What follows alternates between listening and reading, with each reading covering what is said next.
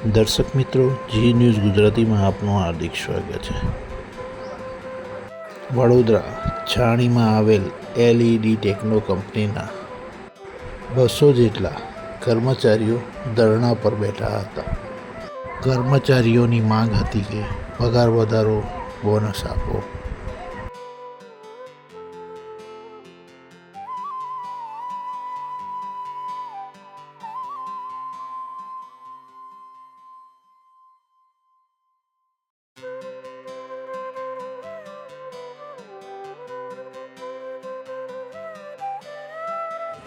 જી સાહેબ, શું કહેશો? ટેકનોલોજીમાં કર્મચારી ધરણા પર બેસેલા છે। ટેકનોલોજીમાં કર્મચારીઓ હડતાલ પર, આંદોલન પર બેસેલા છે એનું મુખ્ય કારણ એક જ છે કે વર્ષોથી કામ કરતા માતાઓ, બહેનો, વડીલ, યુવાનો બધા જ લોકો વર્ષોથી કામ કરે છે, નૈતિકતાથી કામ કરે છે, પોતાની ફરજ બજાવે છે। છતાં એ કંપની દ્વારા આ લોકોનું ભયંકર શોષણ કરવામાં આવ્યું છે। સરકારી રેટ સુદ્ધા નથી આપવામાં આવ્યો, બોનસ નહોતું આપવામાં આવતું, અનેકો પ્રકારના શોષણ આ લોકો પર થતા હતા। એની સાથે સાથે છેલ્લા કેટલાય સમયથી આ લોકો મશીન શિફ્ટિંગનું કામ કરતા હતા બીજે કંપની લઈ જવા માટે। ત્યારે આ તમામ કર્મચારીઓની શંકા ગઈ કે આ લોકો કંપની બંધ કરી દેશે। ત્યારે આ લોકોએ માંગ કરી, રજૂઆત કરી કે તમે કંપની બંધ કરવાના છો કે કેમ, એની સ્પષ્ટતા કરો। પરંતુ કોઈ પણ સ્પષ્ટતા ના કરતા આ લોકો આજે આંદોલન પર બેઠા છે। એનું કારણ એ છે કે કારણ કે આ કંપનીની મંશા એવી હોઈ શકે કે આ કંપની પોતાનું તમામ મશીનરો શિફ્ટિંગ કરીને આ લોકોને રઝળતા કરી દે અને 1 રૂપિયાનું વળતર પણ ના આપે। અમારી માંગણી છે કે જો કંપની બંધ થવાની હોય તો આ લોકોને વળતર આપો, કાં તો જ્યાં શિફ્ટ થવાની હોય ત્યાં સુધીની ટ્રાન્સપોર્ટેશનની સુવિધા તેમજ પગાર વધારો આપો, નહીં તો આંદોલન ચાલુ રહેશે। જી અબ્દુલભાઈ, શું કહેશો તમે?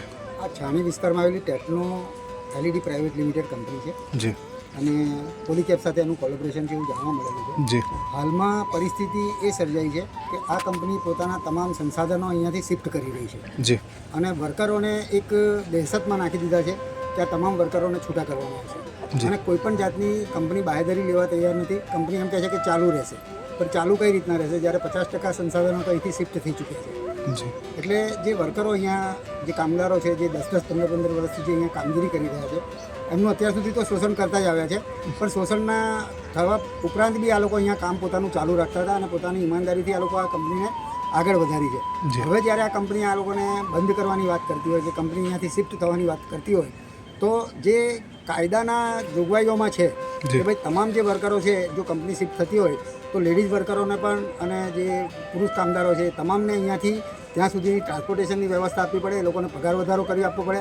અન્યથા જો એ લોકોને છૂટા પણ કરવાના હોય તો અત્યાર સુધીનું તમામ એ લોકોને જે ફાઇનલ બનતું હોય, એ લોકોની ગ્રેજ્યુટી, PF અને તમામ બીજા જે લેણા નીકળતા હોય એમના PLCLના, એ તમામ આ લોકોને ચૂકવવા પડે। આ કોઈપણ જાતની જવાબદારી કંપની લેવા તૈયાર નથી। અમારા સાથી મિત્ર લખન દરબારે આગળ જે વસ્તુ કીધું છે તે મુજબ જો આ કંપની આ તમામ જે કાયદાકીય ધોરણોને નહીં અપનાવે તો અમારે ના છૂટકે આંદોલનના મંડાણ કરવા પડશે અને કાનૂની રાહે પણ ચાલવાનો અમને ફરજ પડશે, તો અમે જઈશું અને આ લોકોને ન્યાય આપવા માટે તમામ કોશિશો કરીશું। જો આજે ઉપસ્થિત છીએ વડોદરા જિલ્લાના છાણી વિસ્તારમાં, અહીંયા આવેલી છે ટેકનો LED કંપની આવેલી છે, જેના બધાય કર્મચારીઓ છે, કેટલાય બહેનો છે, ભાઈઓ છે, અને કેટલાય વર્ષોથી આ કંપનીમાં જોબ કરે છે અને નોકરી કરે છે। એવું કેવું છે કે આ કંપની શિફ્ટ થવાની છે। અહીંયા 5 પ્લાન્ટ ચાલતા હતા, એક પ્લાન્ટ બંધ કર્યો, થોડા માણસો બંધ કરી દીધા, બીજો પ્લાન્ટ બંધ કર્યો, થોડા માણસો બંધ કર્યા, એમ એક કરતા 4 પ્લાન્ટ આ લોકોએ બંધ કર્યું, એવું આ કર્મચારીઓનું, બહેનોનું બધાનું કહેવું છે। હવે છેલ્લો એક પ્લાન્ટ બાકી છે અને આ લોકોને આવતીકાલથી 2 દિવસની રજા આપવાના છે। આજે તારીખ થઈ છે 30 તારીખ, 31 તારીખ થઈ।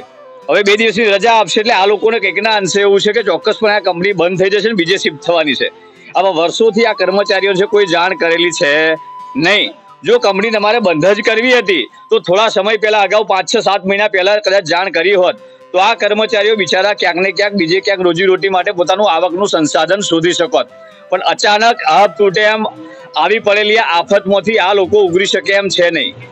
આ લોકોની બધાની માંગ એક છે કે જેટલા વર્ષોથી આ નોકરી કરી છે એનું વળતર મળે, અને જે લોકોને નોકરી ખરેખર તમારે કરાવી છે તો એમને ત્યાં લઈ જવાને લાવવાની સુવિધાઓની વ્યવસ્થા ઊભી કરો। આ મોટા મોટા ઉદ્યોગપતિઓ અને મૂડીપતિઓ અચાનક આ ગરીબ પરિવાર, મધ્યમ પરિવાર ઉપર, આ નાના મોટા સમાજો છે અને આ યુવાનોને અચાનક આ આફત ઊભી કરી દીધી। આ લોકો ઘર પરિવાર કઈ રીતે ચલાવશે, લોનોના હપ્તા કઈ રીતે ભરશે, ઘરવકરી સામાન કરવાનું, બાળકોને ભણાવવાનું, આ લોકોની વેદના મોટી કંપનીવાળા સમજતા નથી. એટલે આપના માધ્યમથી કહેવું છે કે ભાઈ શ્રી લખન દરબાર જેઓએ અગાઉ વાત કરી, અને અમે બધા પણ યુવાનો ગાંધી ચીધા માર્ગે અત્યારે બેઠા છીએ. આ કોઈ પણ પ્રાઇવેટ પ્રોપર્ટીને નુકસાન કરવા માંગતા પણ નથી ને કરવાના છે પણ નહીં. એટલે ગાંધી ચીધા માર્ગે બેઠા છે. જો વહેલી તકે ન્યાય નહીં મળે તો કાયદાકીય દ્રષ્ટિએ જે પ્રમાણે પણ આંદોલન છેડવાનું છે, ચોક્કસપણે આંદોલન કરીશું અને સમગ્ર ગુજરાતમાં આ મુદ્દો ઉજાગર કરીએ છીએ. અને આપ સૌને પણ કહેવું છે, શાંતિ ધરજો. આ આંદોલન ગાંધી ચીધા માર્ગે કરાય, લોકશાહી ઢબે લડાય, બંધારણની જોગવાઈ મુજબ જ લડી શકીએ. એટલે કાયદાનું કોઈ ઉલ્લંઘન કરવાના છે નહીં, પરંતુ અમને લોકોને જવાબ આપતા આવડે છે અને આ જવાબ લોકશાહી ઢબે આપીશું. બસ એ જ છે. બસ આવનાર સમયમાં મજબૂતાઈ રહીશું.